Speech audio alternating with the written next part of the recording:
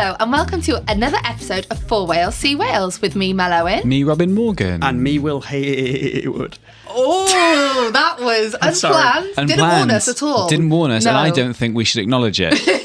Let it go. Let it go. It's not in the context of where we are at all. For the listeners, we're never going to mention where we are, and he'll seem like he's had an absolute nightmare. Will's having a stroke.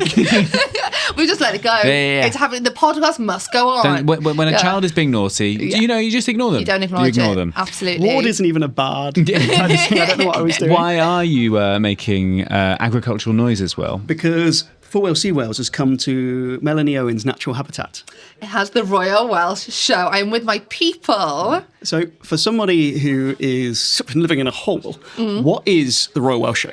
So it's a yearly show for 4 days a year, Monday to Thursday at the end of July, where not even just in Wales, people come from all over the world to come and show. It's like international, isn't it? It is international. It's probably one of the most attended ones in the world. I've definitely just made that up, but I'm going to say it with my chest, and now it's true. Yeah, you know, that's you're doing PR for the show, right? Exactly. This is how politics works, right? You say it very confidently, and now it's true. It's fact. And people come and show their livestock. They show what they kind of create food-wise, and that's kind of the other. And it's just a good opportunity for handballs like myself to come together and see each other. I was going to say not in wellies. Most people here are still in wellies, but they're in their good wellies. Yeah, they really are. So paint us a picture. Where are we at the moment compared to the rest of the site? So we got the main ring, the way I'm facing, over there. Great audio for the listeners. I walk past lots of very pretty ponies. Very pretty, but thank you, Robin. Yeah, sure. Thank you. And the horses. Well. That was kind of the noise. And the unicorn just in the middle of them. But we're in like the machinery area, are we? But we're close to the main stand. So if you can hear a lot of tannoy noise, that's what's going on, basically. If you can hear sheep, cows, horses, the language of the farm. Yeah. It is, forgive us, we are doing this live from inside within a large cube. We are in a cube. A secure cube. A Very winter secure. watertight cube, you might say. If I had chemicals, this is where I'd store them. We are inside a wine container. So a massive thanks to them for having us here. Yeah, Do you know I know. what? It works for a studio. Yeah, it really does. What a good base for it, isn't it? We were saying just before we recorded, it would make such a cool outdoor stage area for sort of gigs and stuff as well, wouldn't it? Like sort of making it all out there. And I think that we're only in a 20-foot container and they go up to 40-foot. Imagine the length of a 40-foot. We could do 3 podcasts. Yeah. Podcasts. Rival podcasts. All recording, All the guests lining up. Yeah. Before we go any further, we should say massive thank you to Hayward Media, who have managed to set up a podcast studio in a container in about 30 minutes. Yeah, if that, to be fair to them, and set up a little studio in here. It was like watching them work on double speed, when you press fast forward 2 bits. It was very impressive. It was excellent. Do you want to hear who we're expecting to come on the podcast today? Yes, please. Can you do it like an item summary like we're on this morning? So today we have got, first up, we've got Huw Irranca-Davies. Not heard of him? Not surprised. He's a member of the Welsh Government Cabinet. So mean.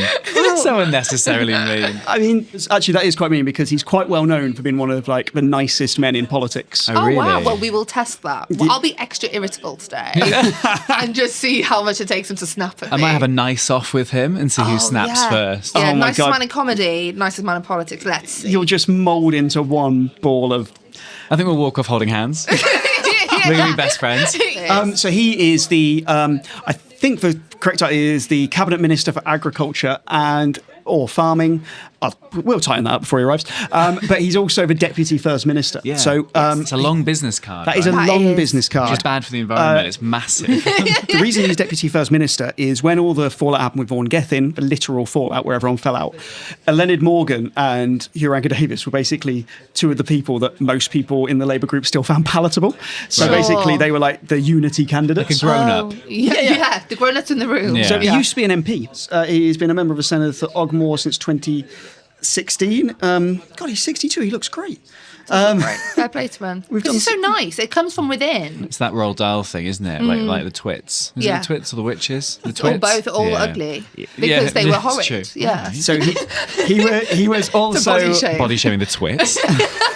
You're going to hear this in the Royal Welsh Show. Body shame the twits. He was also the MP for Ogmore from 2002 to 2016. He lost it in. He just lost his mind. He had a mentee bee. And then he actually was in Gordon Brown's cabinet. He was a Parliamentary Under-Secretary of State for Wales and the Parliamentary Under-Secretary of State for Marine and Natural Environment. We then have someone coming in from the FUW, which is one of the farming unions, and we're going to talk to them about the SFS. We'll talk about that a bit more in a second. Which is? So that's the Sustainable Farming Scheme. Sure. So this is the legislation which is replacing the Common Agricultural Policy, which was what the money farmers got when we were in the EU. That's now gone. So there needs to be a new scheme, and it has been... If you've seen any No Farmers, No Food stuff in Wales, it's basically around that. Sure. We have lots of farmers and agricultural workers walking past this as we're talking, and I'm going to go on a limb and say not one of them has recognised this. Not one of them has listened to this. 3 have. 3 have? No, 3 complaints is what I'm saying. Sorry. Yeah, we'll try and keep it down. Hey Man Rob is signalling. How many people? 3. That's Wales cast, that is. That's James Wales. Williams. Hi, I'm James Williams. I was in Session Bartolgellau this weekend. Okay. And there were Mabon app Gwynfor? was there, came and said hello. I said, please come on the podcast. He said, he laughed very nervously. And I said, we'd be nice. Yeah, he's Shadow Health Minister for Plaid Cymru. Oh, okay. The Rena Corn was there. He got many a shout out from the bands there. And one of them called him a modern punk rocker. Oh, wow. Yeah, the headliner said...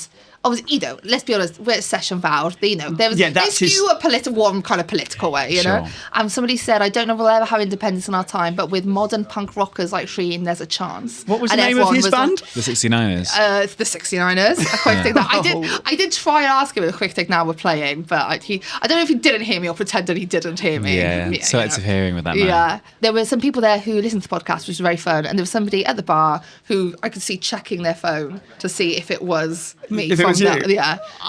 And I felt like a bit of a dick going, it's me. Yeah. It is me.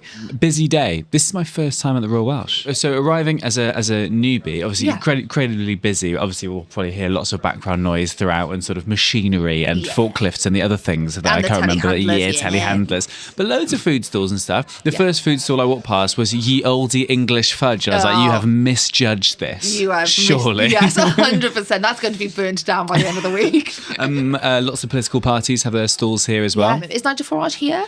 So Nigel Farage is here. Banner goes down. Farage. Nigel is here. As you can imagine, it's quite fitting because it's so far away from his constituency, which is what his favourite thing to be, is away from there. I asked his SPAD if he would be joining us. They said, not this time, but next time.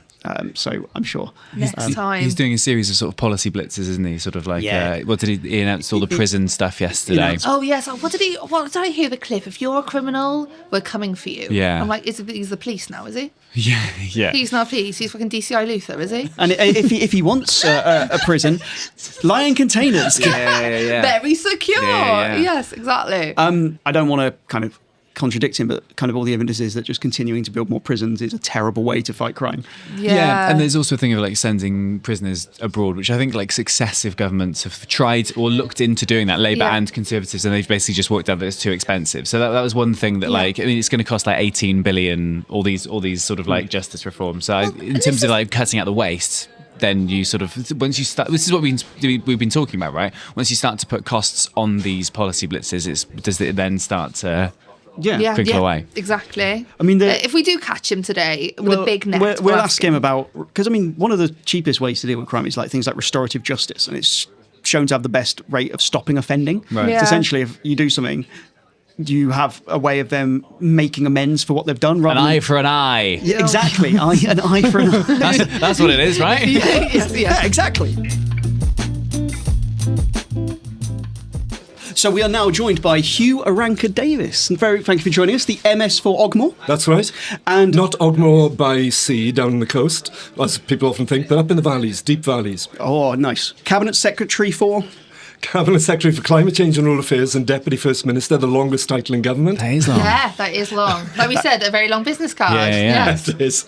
And plaques, when I unveil plaques. Oh, wow. It's a lot of letters. That's a flex. When I unveil Yeah, my yeah. plaques, That- you know. well, it is. Plaques plural. Oh, yeah, I love yeah. that. Love the word That's 3 plaques. feet long. And a double-barreled surname as well. Yeah, so when, of course. when the poor local authorities, where I was down in the Mumbles the other day and they have the plaque unveiled by, they'd love to have a name like Jones, Minister for Sure. Floods. Amazing. Instead, they have Huw Irranca-Davies, Deputy First Minister and Cabinet Secretary for Climate Change and Rural Affairs. So that's a lot of expense at the local printers. To be Yeah. quite frank. That is. A small font size. Yeah, That's what that is stick it in there. 8, stick it in text font 8. Single spacing. So normally when we have politicians on the pod, we'll do kind of 10, 15 minutes of being really nice, letting you put your point across. We've only got 14 minutes with you, so we're going to give you 1 minute of being nice. And that's now happened. And that was it. That was it. I hope you enjoyed it. So I speak to people who work within the Welsh Government Civil Service, and obviously I always want them to dish dirt on politicians. Unfortunately, no. everyone I speak to says you're really, really nice. So what are you hiding? Troubled youth. Join me and Robin, we're comedians. Yeah. We don't do this because we're happy. Why hasn't he become a comedian then? Yeah, exactly. That's So the next I bit. was. No, genuinely, people often say to me, how did you end up being a minister and an MP now, an MS and whatever? And I say, well, I was actually the child who was a punk. So I was full Mohican, earrings, all of that. And I still have that sort of rebellious side of me, but it doesn't come out very often. So I'm actually, on the surface, very calm. Inside, just a bit of a kick against the establishment, which is odd being part of the So establishment. you went from a mohawk to a goatee. I did, absolutely, over many, many years. It just morphed down your face, basically. It dropped down. With gravity. What a transition. But I'm glad I they love say that. they think I'm nice. I mean, that's great. I'll take that. That'll be my epitaph. I It's didn't think quite I was going to nice. ask this question. How many piercings did you have? I had 3 piercings on the left ear with big dangly ones down over the shoulder and so on. I have no tattoos because it wasn't, at that time, there wasn't the thing we're doing. Yeah. But yeah, the full piercings. I had 2 and- piercings. I was in a death metal band when I was a teenager. There we go. I knew I liked you, Huw. I knew I liked you. Let's have a jam.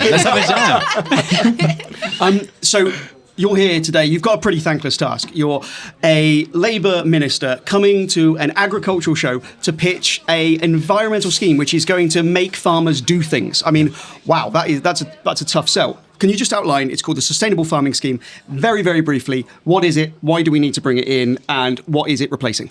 Really simply, it replaces the old European funding, so the Common Agricultural Policy, people will have heard of it in the back of their minds. Now it's called the BPS, but ignore that, the old European stuff. This now goes to a made in Wales, made for Wales approach, which is utterly unique. And I say that as a former DEFRA minister in the UK government as well. There's never been a scheme that tries to do a whole farm approach. So it's not just food production or environment, food security or climate resilience, the whole package. And saying to farmers, we should be explicit about that. You don't only produce world-class food for tables in Wales, but also exports. We produce food that is good for the environment, good for animals, etc. That's what the scheme is about. It is the only one of its kind. And you're right, it's a heck of an ask then of the farming community. The other really thing that's important about it is the way that we brought it together. So this has not been me sitting in Cardiff going, working with my civil servants going, we'll design a scheme and then land it on people.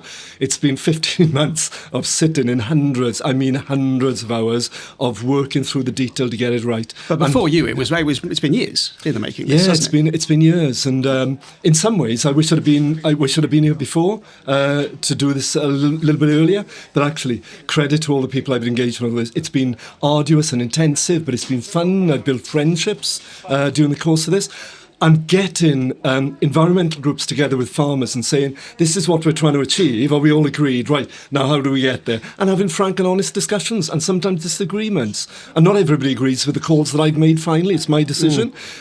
Some people say I've pushed a bit too hard in some say I've not gone far enough. But it's my judgment. But yeah, a whole farm approach. And what I've also said is it's a whole nation. So this is for the people of Wales. This is not just a farming scheme. This is actually people out there, the ones who are coming down from the South Wales valleys, wandering around the show today like I used to do when I was a kid. They're going, what's in this farming scheme for us? We want the good food, affordable food, cracking Welsh produce. We also want lovely, pristine rivers. We want lush green fields where the soil is good underneath it. That's what the scheme is about. Okay, so ultimately, this scheme it's a in a very broad terms, it's a subsidy for farmers. It's public money going to farmers in order for them to produce food. And what we can do as a government, what you can do as a government, is attach conditions to that, saying you get this money if you do X, Y, and Z. And there's different levels. There's a universal level of it, and then there's things that farmers can do. Yeah. So one of the criticisms from environmental groups around the scheme that you've introduced is that a lot of the stuff in the universal level, the thing that guarantees that farmers get money, you've removed a lot of the safeguards and things on nature which were going to get us to net zero. And you've made that something that farmers can choose to do, but they don't have to do, and especially around tree planting. So why is that tree planting no longer obligatory? So what we've done with the tree planting very specifically, you will remember the days when we had thousands of farmers on the steps of the Senedd, and they had an argument, they had a valid argument, because some of them were saying we want to plant way more than 10%. We want to get into agroforestry. We want to plant shelter belts for our livestock. Not a lot of them were saying that, though. No, but some were, and the quiet ones were. The quiet ones were the ones who want to supply the timber mills in Talgarth, which are really good family businesses. So what we've done instead is we've designed a scheme where there are benefits even within the universally, and they're often overlooked. For the first time ever, we have a scheme where a condition of entry is to put aside 10% of land for habitat. That's never been in any European scheme or any British scheme ever before.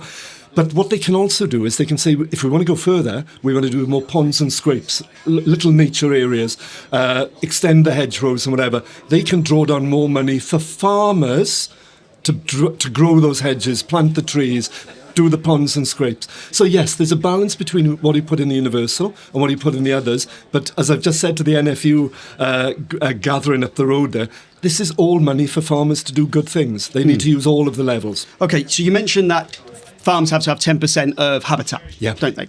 Now, from what I've seen of the analysis around this, over half of farms are already at that level. So essentially what you're saying to farmers is, here's the money for just being as you are. Yeah. Now, Wales needs to do a hell of a lot to meet its net zero targets. We need to plant, is it 5,000 hectares of woodland every year to meet it? And at the moment we're doing 960 hectares. Yeah. How does a scheme which essentially rewards people for staying the same get there? So go back to what you said at the start there, which was really insightful. So half of the farmers are doing this stuff already. We have to acknowledge some farmers are doing the right stuff already. That means that half of the farmers who now join the scheme have never been doing this stuff before. They're going to have to do it as a condition of joining the scheme. It's not money for nothing. They're going to have to step up and do those things like habitat and so on. But in the other bit with the tree planting, the one where there's been a lot of attention, the clever thing, the working with people, the behavioural part of this is every farmer who enters the scheme is now going to have to do a plan as part of a condition of entering the scheme of where they want to plant new trees and develop hedgerows. And then I've put money in one of the optional layers, generous money, pump primed into the first 3 years to say, here's the money to plant your trees. You have to plant to that plan that you've just done. It's a minimum of 250 trees per farm. But I have to say, every farmer that I've spoken to have said, actually, if you put the money attractive enough in the optional layer, we will start planting trees in the right place, not on prime production land and not displacing other biodiversity, but in the right place that's good for my livestock. One of the things we often forget is, why are shelter belts good? Why is planting the right tree in the middle of a field right for farmers? Because if they've got cattle grazing on it, you want to increase the productivity of that, more value when you get to the market. Then you give them shelter from the storms, shelter from the heat. You'll have 10% growth on your beef cattle as a result of that.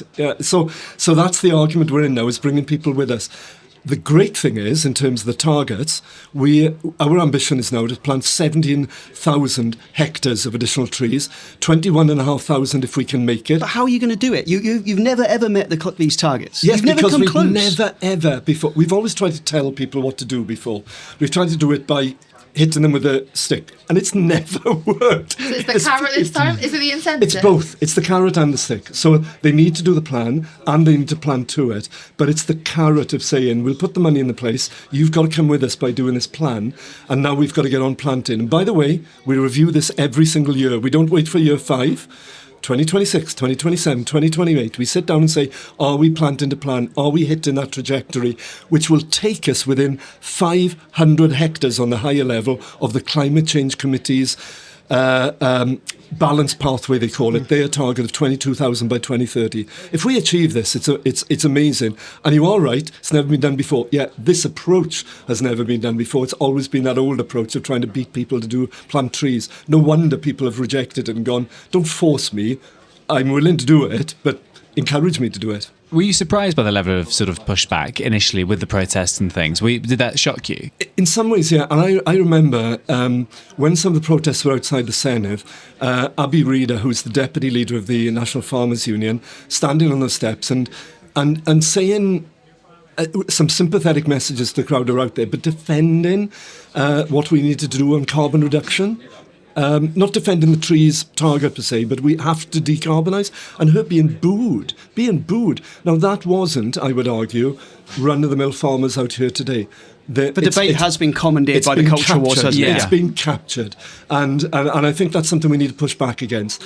So was I surprised? In some ways, yes, by the sheer scale of that pushback.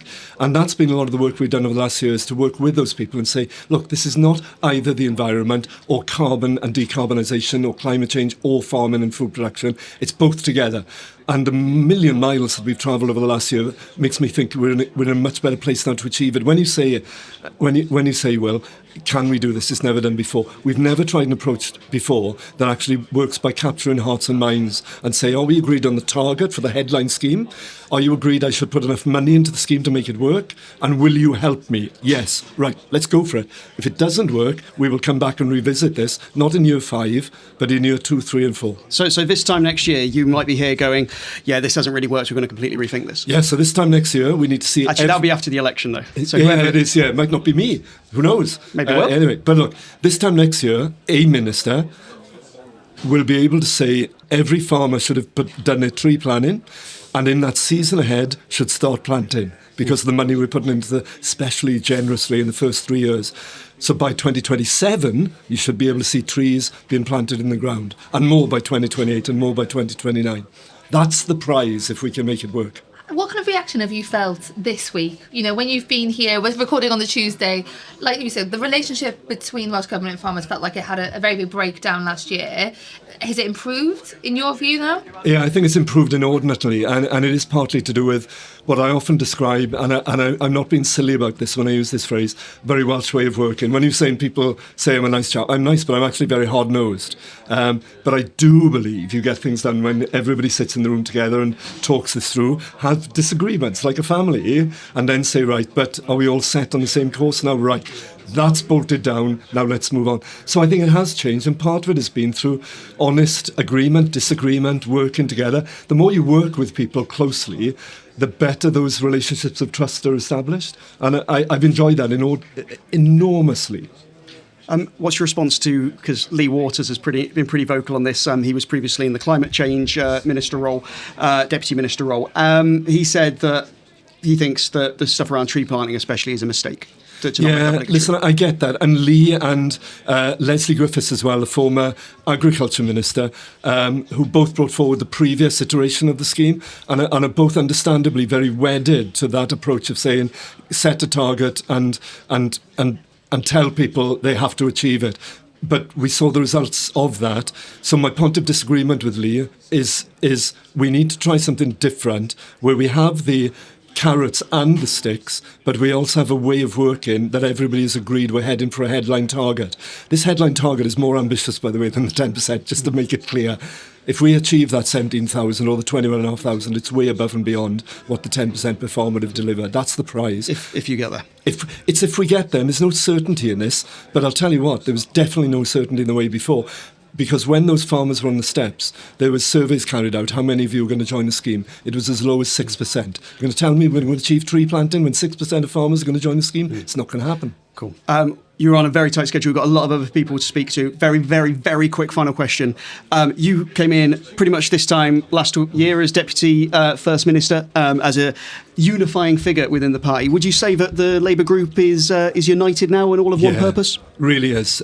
Really is. Even with disagreements, like I said before, it's like a family. It genuinely is. And we will have spats and disagreements. Yeah. You're going to ask who are the villains, who are the tough ones. Family. I mean, we're asking you who the villains are. You can tell us that. you want.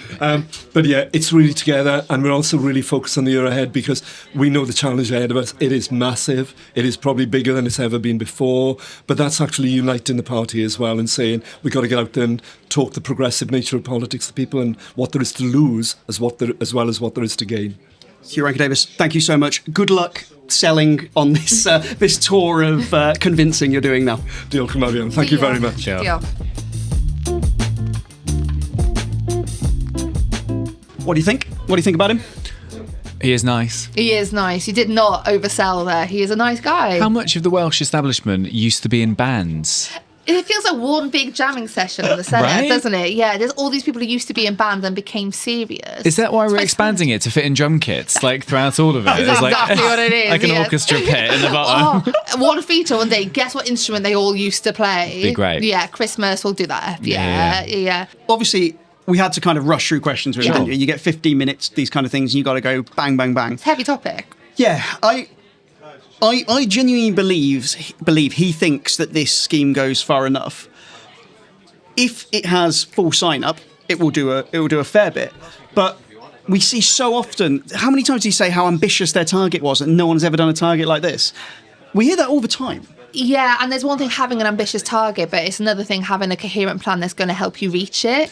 Yeah, it'd be interesting to see on a day-to-day basis, how do you get people to sign up? How do you get people to, like, what is the check-in element of it? We have been talking a lot, there's more in a sort of like getting voters way, but the sort of the door-to-door, the actual, how do we go against division in politics? This is obviously an issue that has been sort of, as you said, co-opted into the sort of the culture wars of it.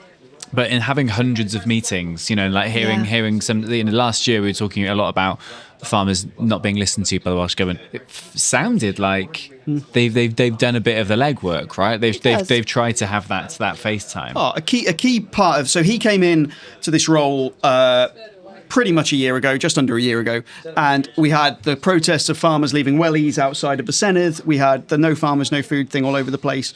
A big part of what he had to do was bring the industry, the sector on side and stop the Welsh government being seen as the enemy. Now, part of the reason they're seen as an enemy is because they haven't helped themselves. The communication was a piss poor. Yeah, like it was I'd so agree with bad. that. And I would say for a policy that, please, my farming family, do not come for me. A policy wasn't that bad. No, it wasn't. It wasn't like it wasn't. They weren't like it wasn't great communication, but it wasn't an attack on farming. It was the communication that was bad. Yeah. It was, I think, the policy, when you actually, you know, look into it, was not an attack on farmers. Really, I would say. But it was the communication and the government just not... The relationship broke down so incredibly badly. Can you see similarities between that and the communication behind 20 mile an hour? Yeah, I suppose so, yes. Yeah, they not taking the people with them. Kind of, yeah. Right? And, Yeah. you know, considering, you know, Lee Waters being quite, you know, Critical of it. Critical of it in terms of this is the way to do, we are going to govern from above type thing. Yeah. It feels like both those policies were, you know, one could argue you're telling us what to do. And that, as you say, that's not hearts and minds.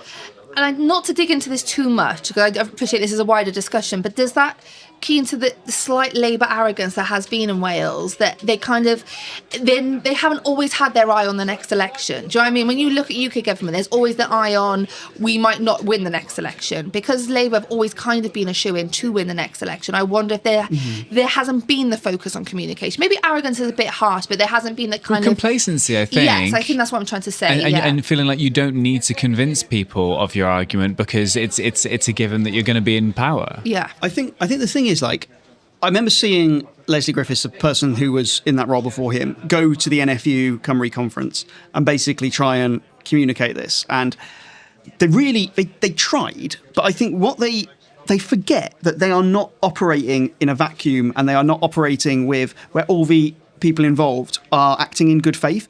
There are people who are deliberately trying to skew any kind of dialogue about progress or change in society and use it, make it a wedge issue, make it wokery, make it state interference. Yeah. And there's so many people who try to pull anything to do with farming into the culture wars because...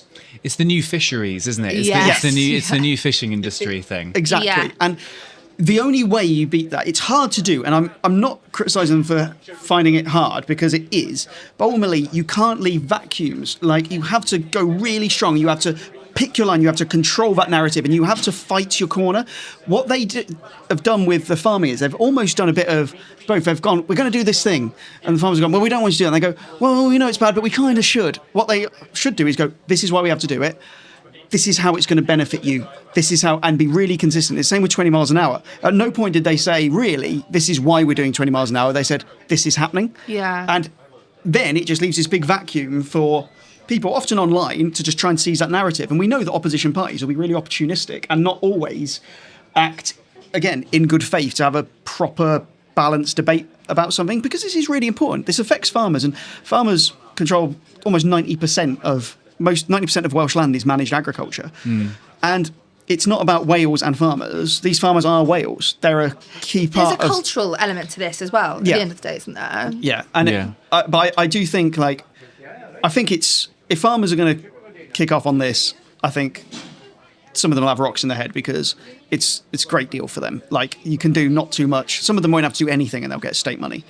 I don't envy at all the job that Huw Irranca-Davies has had, especially late. Do you know what I mean? In the last year that he's taken over, because the relationship could not have been more fractured. That goatee's gone greyer in the last year. Yeah, and it would. Mine would too. You know. If it was going darker, then that man's evil. Yeah, exactly. If he was enjoying this, it'd be sadistic. But he was there. It sounds like he had all the right intention, like you said, he was trying to work with them, but it does feel a little bit like putting a plaster over a bullet wound, Interesting. Is that the phrase? Yeah, it is now. It is now. But I think we talk about division a lot, in terms of it doesn't feel like he could go all guns blazing with this and, go there, you've got rocks in your head, not suggesting that, that's the argument that you would be said by Minister. But it feels like... I'm very bad at this, because I was like, oh, you seem quite convincing. But then I can speak to someone with the opposite view. Oh, you seem quite convincing. Yeah, I'm convinced. I'm bad at that. Yeah, but also, you're the electorate. That's the point. I am the electorate. You are the electorate. Thanks, Mel. You are. That's really nice I of you. see you for who you are, Thank you, mate. But that's the point, isn't it? And that's why I think good communication, which I think he clearly has. Mad that this is his first podcast for somebody who suits this so well. And also, he said it's the first podcast he's listened to. So we didn't get that on mic. First podcast he's ever been on, and he'll listen back to it. So we're the first podcast he'll listen to ever. I'm honoured. What an arrogant man. It's also like, I'm not used to kind of just sticking my headphones in my ears and listening to something. I was like, just play out your phone. You could also just do that. He is punk, isn't he? Do you think he just walks without anything just in his raw ears? dogging it. He's raw dog's life. Raw dog's life. Huw Irranca-Davies, raw dog's life. Oh my Put God. that on a t-shirt. I can't even imagine how many of my thoughts I'd had if I didn't continually listen to things. No, exactly. I don't want to be alone with my own... Stuff that stuff down. Yeah. I don't want to listen to my own thoughts at all. I think, guys, we might have a Jane Dodds. We've got a drop in. A live drop in. Welsh Liberal Democrat leader Jane Dodds. Welcome. Hello. Hey. I have to let you in. Hey, come on board, Jane. Lovely to meet you. It's lovely to see you. Jane. Hi, Mel. Oh, Robin. Good to see you, Jane. So we are joined by Welsh Liberal Democrat leader Jane Dodds, and MS for, give us your title. Mid and West Wales, and let me just tell you what that covers. So I go from Llanelli all the way to the bottom of Eryri, which was called Snowdonia, and all the way from the coast, that's Pembrokeshire, all the way to the border with England. So I'm Aberystwyth. Would you cover me? Certainly. Yeah, brilliant. Anywhere. Thank you so much. Brilliant. I've got a problem. I will bring them to you after. Absolutely. I've got a list. Is that the biggest? Yes, it is. And don't forget, it's going to be the last time now that we're going to have this huge region. Sure. More sheep than people. I was going to say, is it sparsely populated? Is that the reason? It is. It goes on population in terms of the regions of Wales. But it is a bit bonkers, really. Yeah. It must be hard to get a feel for it as a constituency in some ways when it's that big. It can be. I mean, I'm very lucky because I just get in my car and go. But my last monthly expenses were 10,000 miles. Wow. Because that's what you have to do. Last night we went to Pembrokeshire, for example. So we have to do that sort of thing. What kind of reaction are you having at the show? Do you come often? I do. I come every year, and I'm here for the 4 days because this is my area. You're based you're in Brecon. In Hay. So I'm based here in Breconshire. Yeah. Brecknockshire it is, isn't it? It's a great show. I mean, there's lots of things happening, go to lots of meetings. It's a great place just to meet people, have a coffee, have a natter. This is my first time. Oh, welcome. I know, thank you. I'm very excited. What do you think about it? I love it so much. I'm going to get a bucket hat later with an inappropriate slogan on. It's going to be great. Right, we might need to be careful Sure, there. fair, Yes, fair. I mean Nigel Farage hasn't arrived just yet, Yeah, fair but enough. at midday he's tweeted, hasn't he, that he's we going go, to make an yeah, yeah. announcement. Well, He's hopefully- landing at midday. Has he timed his arrival? Has I think he? he's coming in by helicopter, I think, yeah. Is that a joke No, or no, I genuine? don't know, probably. Yeah, fair. He's parachuting in. Yeah. Yeah, we'll see him. Yeah. Jane Dodds, you are the sole Liberal Democrat inside the Senate. Now, that must be hard because every other MS has a party around them. They've got other MSs, people to bounce ideas off. You're having to lead the party and you're on your own in there. And this was your first time in the Senate, wasn't it? You were an MP briefly, weren't you, because you won in a by-election. What's it like being kind of... I know you've got a team of staff, but what's it like being kind of on your own in there? That must be hard. I'm not. Yes, it is. I'm not going to be dishonest. Sometimes it is like Billy No Mates, but over the years, I think I've got to know people and got to know friends, and of course. The beauty of Welsh politics, partially because of the numbers, is that you do have to work together because the government hasn't got the majority. And as you'll know, I am the deciding vote one way or the other. Sorry, just to explain that Labour have got 30 MSs, and then there's Plaid Cymru and the Tories making up the rest. And so if they all vote one way and Labour vote the other, you can carry the vote in a certain direction, can't you? That's right. So to pass legislation, you need a majority. So if Labour propose it, they need 31. If the opposition, that's Plaid Cymru and the Conservatives that amount to 29, want to stop it, then that's what I can do as well. So, on the one hand, I'm the most popular person, but on the other hand, depending on what it is, I'm the most unpopular person. Sure. I thought you were going to say I am the most powerful person in there, which wouldn't be a lie. Yeah, absolutely. Really, would it? Although I know you wouldn't say it. I think when I was elected, I was asked, are you a friend of Mark Drakeford, who was the First Minister at the time? Has he got you on his Facebook as his friend? And Mark Drakeford doesn't have my line was, I haven't been friended by Mark Drakeford yet. Sure. But on the other hand, there was a media bit that was saying there'll be lots of swimming pools in Powys now, as in they'll do the deals. So the last election was 2021. As you say, you've been a bit of a queen and kingmaker. Do you think you would have played the last 4 years different if you'd gone again? And hindsight is such an easy thing in politics, but it's tough, isn't it? Because you have got a casting vote, but you've also one person, so you don't want to be constantly the tail wagging the dog, do you? Would you have played it differently over the last 4 years, do you think? I think that's a great question. I mean, looking back, I wish I'd had the experience at the beginning to know exactly how to play it, as it were, and what to negotiate. I think I've got to a point now, 4 years in, where I think I now know what the issues are. But in some ways, naivety and being new and fresh is also a huge advantage because you can sort of play the kind of, I didn't know that, or I wasn't sure about that. But it's an immense privilege, being elected into the Senate is an immense privilege. Being elected as an MP was an immense privilege for the 4 months I was there. Really difficult time. I can talk about that. Really, really difficult. In what way? I was the Brexit time. So I was there with Johnson, and it was the time where Parliament was prorogued. And I have to say, as a woman, it felt so emotionally unsafe. The atmosphere was electric, poisonous. They were all going at each other all the time. There were always events happening. Oliver Letterman's putting in an amendment. Jeffrey, whatever his face was, the Attorney General. So this was when Johnson had replaced Theresa May, but before he had that winter election. That's right. So it was that period when Dominic Cummings was calling the shots, and members of the own Tory party were kicked out, weren't they? It got very vicious. He kicked out 21. They were the people who sat on the back, including his own brother. Boris Johnson's brother was kicked out of lost the whip. There were others, weren't there, Amber Rudd and people like that. But it was incredibly hard to be a woman politician in that environment. If you do remember as well, Boris Johnson said something terrible about Jo Cox, and we all took a sharp intake of breath. He said something along the lines of Jo Cox would be ashamed of you in terms of what you're saying about Brexit at this point. And we all took a sharp intake of breath. So the MP, the Labour MP who was murdered during the Brexit debate, who was pro-Remain. Yeah. And I appreciate you cannot speak for all women who work within the Senate, but how does the energy compare? Like, as somebody who is working alone a lot of the time as well, like, is the environment similar, would you say? Totally different. So it's a much calmer environment. We're much smaller, aren't we? There's no bar that's open. that really does make a difference. There's a lot of bars in Westminster, aren't there? Which is, for another podcast, but that just feels crazy. Wild. Yeah, but yeah.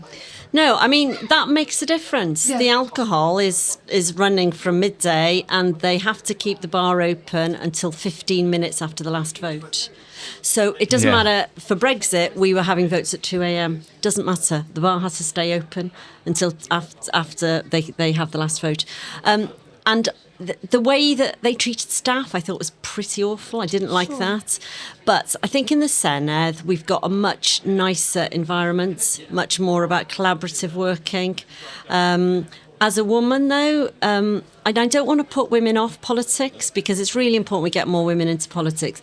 But it's something I've now made a decision to talk about, which is that I've had lots of threats, and I've had a few. I've had quite a lot in the last 4 to 6 weeks, and 4 have gone to the police. Are these coming on social media?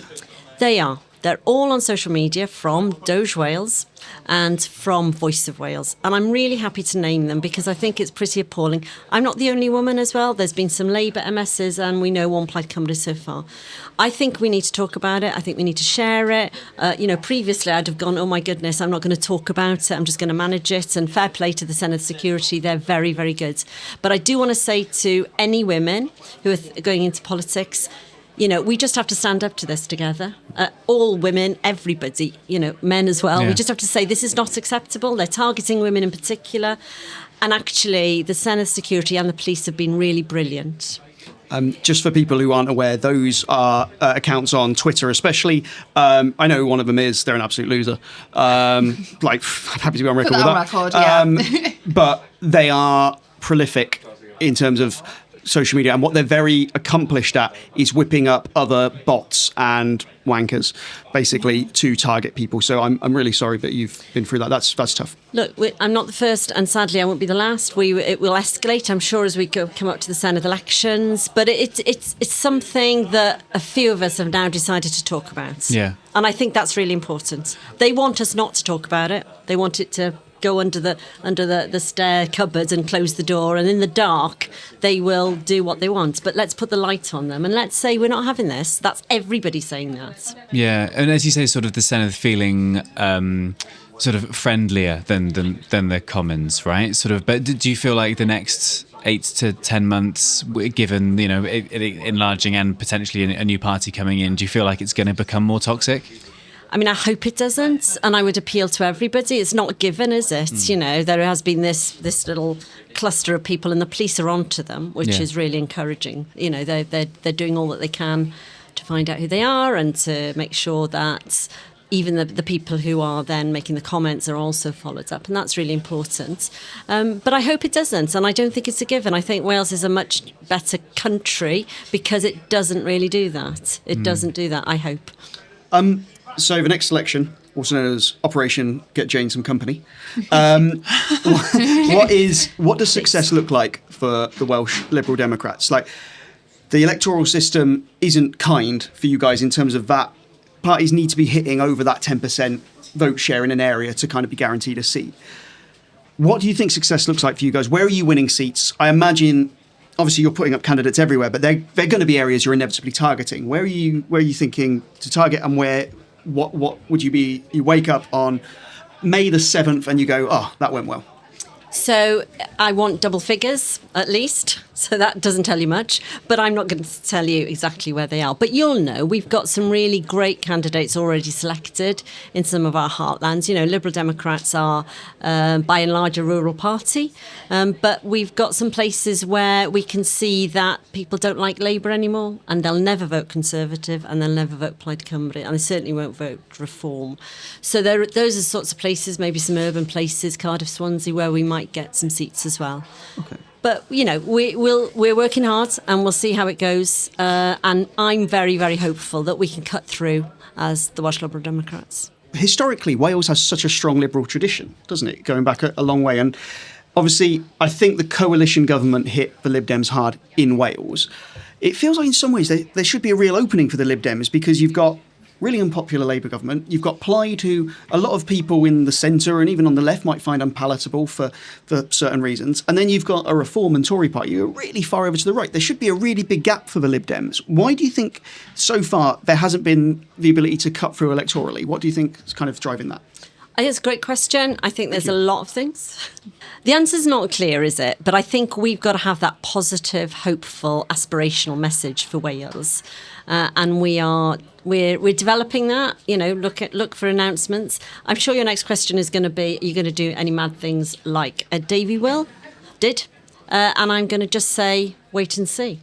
We've got a paddleboard out there, so You've got a bungee jump, we're ready to go. I think we've got to just draw attention to ourselves and talk about it. You know, I am on my own in the Senedd, and it is difficult to get press coverage. It is difficult to get our messages out. We've got to do better at that. So I think that's one answer. But I think it's a really good time now, as you say, for us to come through and to talk about what we stand for, and that we are that party in the middle that actually want to represent the people of Wales. Okay. In 30 seconds, explain to someone what you get if you vote Lib Dems as opposed to voting Plaid, Labour, Green, any party on the kind of centre or left. How are you different? The Liberal Democrats are a party that stands up for people who want a change to our economic system, who want to see social care embedded in all of the ways that we work, who want to see the environment at the top of the list, and want to make sure that we live in a green, economically viable Wales that delivers for the people of Wales. That was perfect. That was on 30 seconds. Ding, ding, ding. Jane Dodds, thank you so much for joining us. Where can people find you on social media? They can find me on social media at WLD Jane Dodds, and I'm now unbelievably on what's that thing, TikTok as well. Nice. The It sounds to me like you're managing that account. Personally. I am really going for it now. Wait for the next bit of TikTok. I can imagine. I bet you've got a waterproof phone case. That's all I'm saying. Yeah. I reckon something's going to kick Say off. no I'm right? more. If we go I'm over right. to the main enclosure today and you're like riding some kind of buffalo, it will be... That may You will be have a my vote then, stretch I will too say. far. I'm not sure about that. My team are listening. Of course, they're not saying anything. They're just like... Get on it, guys. Come on. Yeah. Get the buffaloes out. Come on. Diolch, thank you so much for Definitely Yeah. are. Thank you. Nobody expects Jane Dodds. Live drop by. That's her first stunt. That was her first one. I love how she's like, watch this space. I love it. Yeah. I love how she's like, you were going to ask next. Like, I wasn't, but now I'm in. You know, Yeah. I wasn't going to ask if you could do bungee jump, but So now what- I want to know. So what did Davy do? He did paddleboarding. He Yeah. fell into lakes multiple times. Dip wire, I feel like he did. Yeah. I feel like helter-skelter. Yes, maybe that's what I'm thinking of. There was a There height was a- and a wire. It's tough being Jane Dodds, I imagine. Incredibly. Yes. It's a hard knock. yeah. It is by herself. You know, she was being humble, but also what a position to be in where people have got to win you over. You know, but also I imagine that is lonely. She could have done more. And I think she probably realises that, like, if she'd started now, the power she had. Interesting to hear her say about sort of like the naivete at the start and not knowing kind of what to do and how to work the power relationships. I mean, that is sort of like 4 years ago, isn't it? Like, yeah, but it's a big job at the It's end a of the day. big job. You know, and who could kind of like drop into that job and just be great at it straight away? And I think that's almost a shame Yeah. that she's had this power and like you said, Will, could have done more with it, but then you've dropped in and just been thrust into that. You this know? is why we need those mocks. We need the work experience of Senate Yes, members. Exactly. Let's make this happen.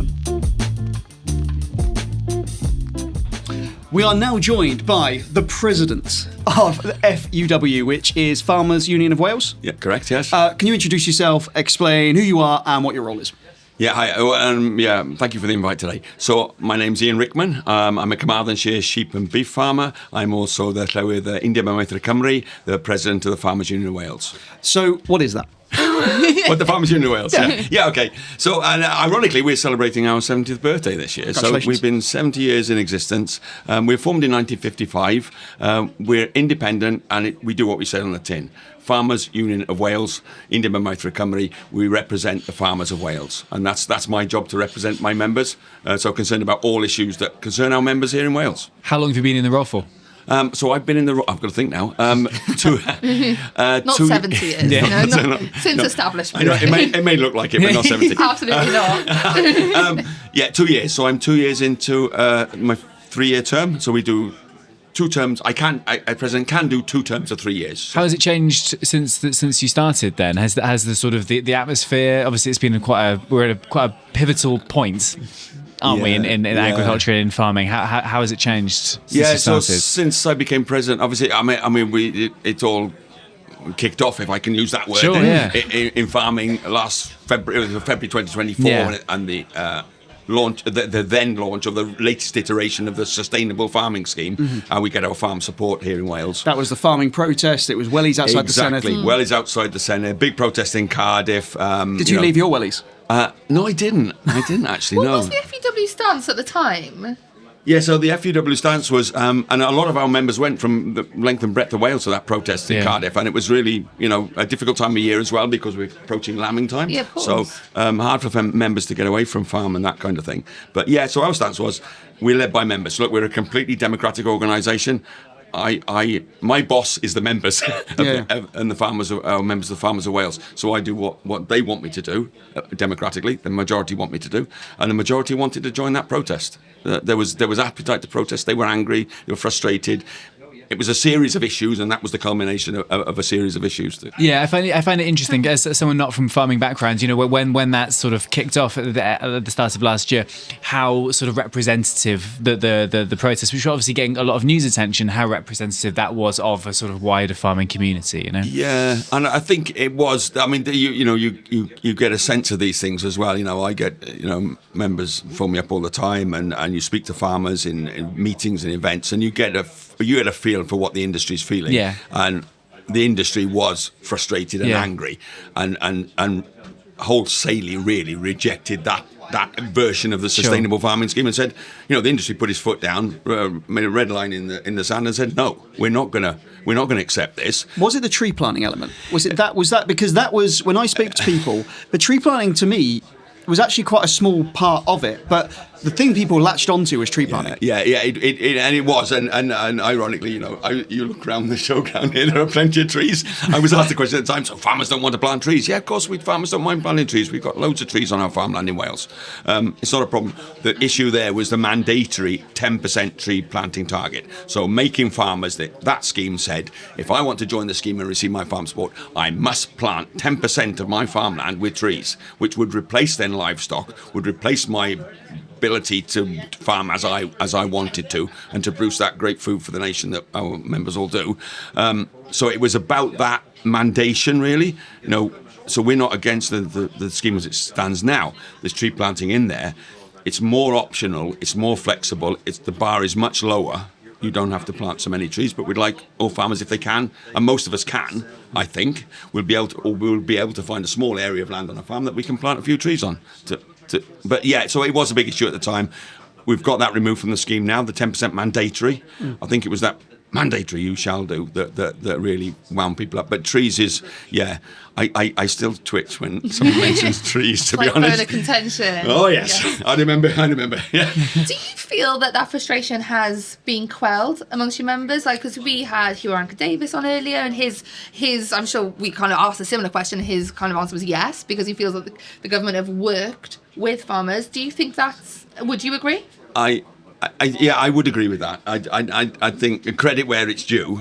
We were at a point now where the industry said no. So where do we go now? The government could have turned around and said, okay, well, we're going to do it anyway. It's a voluntary scheme. We don't have to go in. If we'll just carry on. But no, Huw came into post as Cabinet Secretary for Rural Affairs and Climate Change, and took over the portfolio and said, no, we need to work with farmers. And that's been that would be our line all along. On behalf of my members, would be, well, just talk to us and work with us. And if you talk with us and work with us, hopefully we can get to a better place. To be honest, we've been talking about the new scheme of farm support in Wales since 2018, which was the first... Your entire time as president? Yeah, before my entire time, the previous president's entire time in the job. We got a really bad place in February 2024. That was soundly rejected by the industry, okay? And it's... you need to work with farmers. If you want to get farmers to do the things that society wants them to do, apart from produce food and all that environmental stuff, which we all do, a lot of us do at the moment anyway, do a really good job of, but you need to work with us rather than mandating and forcing and trying to push us into a place. Yeah. When it was all kicking off, so to speak, I think it felt like it was quite fashionable to be anti-farmer at the time. It felt like you could be a farmer or pro the environment, or you could be a farmer or pro climate. And I'm a farmer, I'm from Ceredigion, and, you know, I never feel like I'm more of a ham-bone. I'm never more rural than when I'm in the city with all my liberal friends. And I'm trying to be like, show me somebody who cares more about the environment than a farmer. How do we bust that myth? Yeah, I know, and yeah, you're spot on. It's a difficult one, isn't it? Because we do get tarred with a lot of very bad brushes as farmers, don't we? And get blamed for a lot of stuff. I mean, the line used to come out: look, farmers here are part of the solution, not part of the problem. And I think, you know, if we can think like that going forward, we'd be in a better place. And perhaps that's a job for us as the union as well. We need to get that. Well, we have tried in the past to get that communication out there, get that message out there that farmers are doing, on the whole, a really good job. You know, I could take you to my farm, loads of hedges, loads of trees, a lot of environmental stuff, and we do all that. But at the end of the day, as farmers, that's where I derive my living, and the guy who farms from the share farming agreement there, that's where we derive our living from that farm. We need to be economically viable as well. So it's making sure those farms are economically viable, and then we can do all this good stuff that we need to do. Ian, thank you so much for joining us for your 4 Wales, C Wales debut. It's been a pleasure, and thanks for giving us a bit of insight into kind of the farmer's side of stuff, because Mel does it, but we just don't believe it. They don't listen to me, so now I've got backup. No! You need to join the FUW. Diolch yn fawr, thank you. Guys, this is a chunky episode. So much has happened already. Yeah. It's still this morning Yes, with us. And we've still got more guests to come. So what we're thinking of doing is splitting this ep in two. We feel about that? A two-parter. A two-parter. Basically, so far we've got about 3 hours. Okay. Yes. You can't account for a surprise Jane Dodd. No one sees Jane Dodds coming, and then she's here. But that was a great drop in, wasn't it? Yeah, out of nowhere. Yeah, absolutely. So yeah, we're going to split this ep in two, have Royal Welsh Part 2 next week. But yeah, so much has happened this morning. It's been good fun, isn't it? It has been really good. A huge shout out to Lion Containers. I've really enjoyed my first time within a Lion Container. It's been delightful. And It's been me really, really too. nice. Yes, it has. Do you know what's a Where's massive studio? relief? We've spent about 6 months bigging up Lion Containers, and imagine if we'd got in it and it had just been rubbish. Imagine yeah. it was not Wyndham Waterside at all. Actually, It was the actually rain was just coming linking. in. There's chemicals everywhere. The thing is, it has been windy as hell today, Yeah. and we have not felt it at all. We've It's been fine, great. absolutely. So shout out to Lion Containers for hosting us, but also Hayward Media are doing a stellar job today. Mm-hmm. I mean, how they put this together so quickly and make it actually sound good. Yeah, Well, we haven't heard it yet. Presumably it sounds good. we're trusting them. We're trusting them. In the next episode, what we've got planned is we've got Ellen Jones, who is the Llywydd, who's essentially the Speaker of the Senate, the Welsh Parliament, and we've also got a dairy farmer coming on. I've spoken to her before. I get very excited about cows, talking about cows. Great animals. Great animals. Yeah. Not allergic to them. No.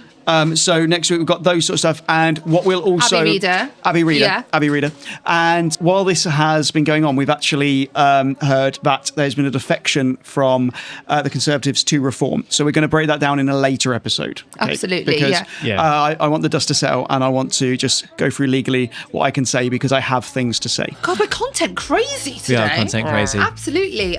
So, well, I'm going to see you guys again in 20 seconds, as in right now. Yes, indeed. Listeners, we'll see you next week. Yes, in the meantime, buy tickets for the live show in Wrexham. Please, Find it on the show absolutely. notes. 6th of September. 6th of September, T-Power, Wrexham for Wales, See Wales. See you next week. See you then. Diolch yn fawr. Bye.